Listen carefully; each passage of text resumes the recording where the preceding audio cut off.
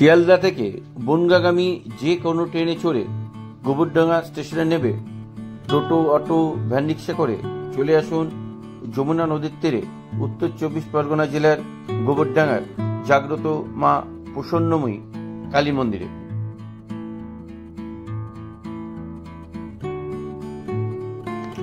মন্দির ও মায়ের মূর্তি তৈরি নিয়ে আছে অলৌকিক কাহিনী, যে কথা পরে জানাচ্ছি।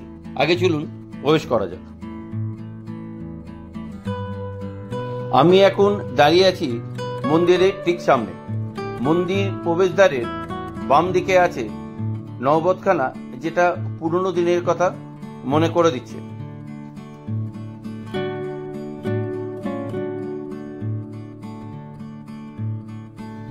চলুন এবারে মন্দিরে প্রবেশ করা যাক। মন্দির প্রবেশের কোনো তোরণ নেই। প্রবেশদ্বারের ডান দিকে আছে পূজার সামগ্রী কেনার জিনিস, এবং ঠিক প্রবেশদ্বারের সামনে রাস্তার উল্টো দিকে আছে মিষ্টি। সেখান থেকে আপনারা আপনাদের সাধ্যমতো পুজো দেবার সামগ্রী কিনে নিতে পারেন। মন্দিরে প্রবেশ করেই আপনার চোখের সামনে এক সুন্দর মন্দির প্রাঙ্গণ পড়বে, আর মায়ের গর্ভগৃহের দুই দিকে ছটি ছটি 12টি শিব মন্দির। মন্দির প্রবেশের প্রথমে পড়বে মায়ের গর্ভগৃহের সামনে সেই পুরনো দিনের হাড়িকাঠ।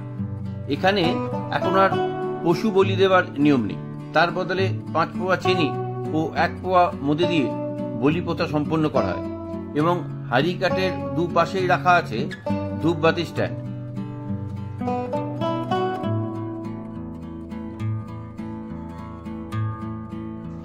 মায়ের গর্ভগৃহ দালানের সামনেই আছে 2টি গাছ, এবং সেই গাছে অনেকে তাদের মনোবাঞ্ছা পূরণের জন্য লাল কাপড় এবং চেলি বেঁধে রেখেছেন।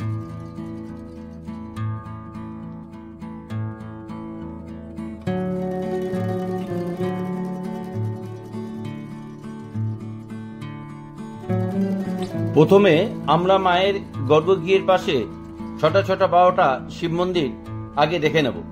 এখানে উত্তর ও দক্ষিণ 2টি সারিতে পূর্বমুখী 6টি আর পশ্চিমমুখী 6টি, মোট 12টি 8চালা শিব মন্দির প্রতিষ্ঠিত আছে, এবং প্রত্যেক দিন এই শিবলিঙ্গগুলো পুজো করা হয়ে থাকে।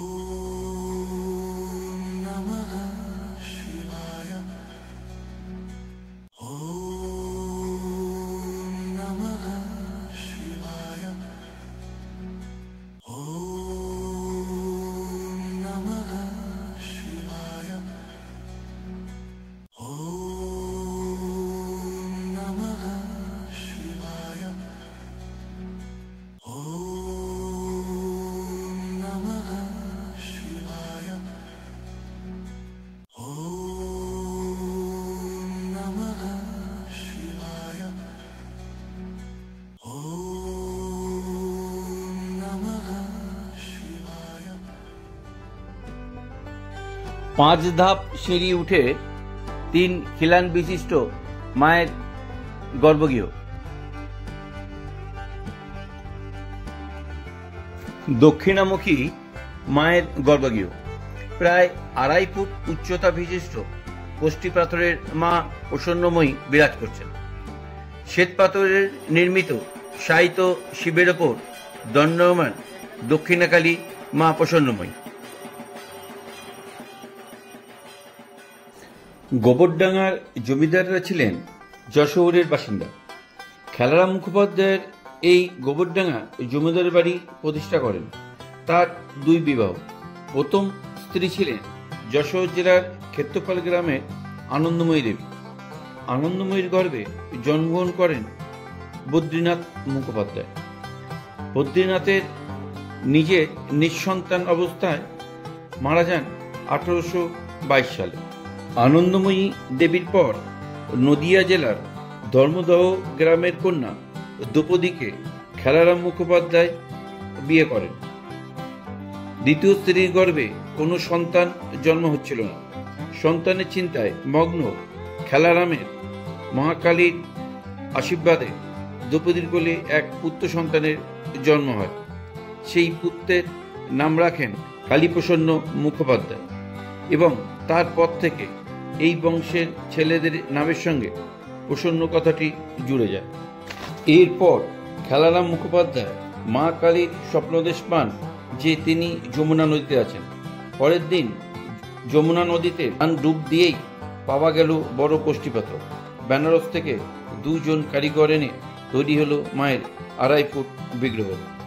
এরপর খেলারাম মুখোপাধ্যায় মায়ের মন্দির নির্মাণ শুরু করলেও তিনি মন্দিরের কাজ শেষ করে যেতে পারেননি।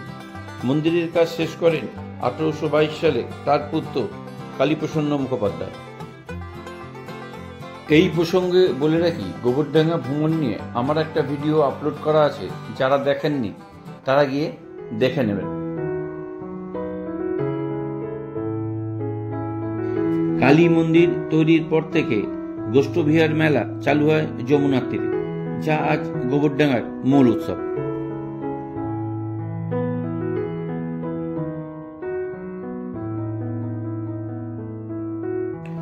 ভিডিওটা ভালো লাগলে লাইক, শেয়ার এবং কমেন্টস করবেন।